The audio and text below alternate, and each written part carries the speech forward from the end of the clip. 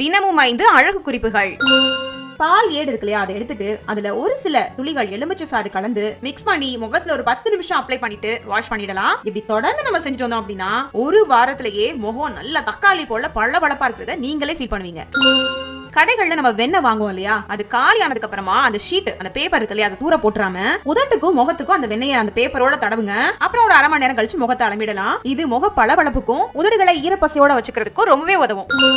இரவுல படுக்க போறதுக்கு முன்னாடி 1 டேபிள் ஸ்பூன் தேனோட 2 துளிகள் எலுமிச்சை பழ சாறு கலந்துட்டு முகத்துல அப்ளை பண்ணிட்டு வரலாம். இத வாரம் 2 தடவை ட்ரை பண்ணாலே போதும், முகம் நல்லா பளிச்சுன்னு இருக்கும். என்னதான் உடம்ப குறைச்சாலும் அந்த இடுப்பு சுத்தி சதை பகுதி மட்டும் குறையவே மாட்டேங்குன்னு ஃபீல் பண்றவங்க சாப்பாட்டுல புளிப்பான சமாச்சாரங்களை தவிர்த்துடுங்க. செல்லவே இல்லாத ஒரு ஹேர் கண்டிஷனர் சொல்லட்டுமா? முட்டையோட மஞ்சள் கருவை எடுத்துக்கங்க, அதை நல்லா அடிச்சுட்டு அது கூட பிசைஞ்ச வாழைப்பழத்தையும் சேர்த்துக்கங்க. இதை ஹேர் ஃபுல்லா அப்ளை பண்ணிட்டு ஒரு 5 நிமிஷம் விட்டுட்டு வாஷ் பண்ணிடலாம். இப்படி பண்றதால உங்களுடைய முடி நல்ல பளபளன்னு மினுமினுக்கும்.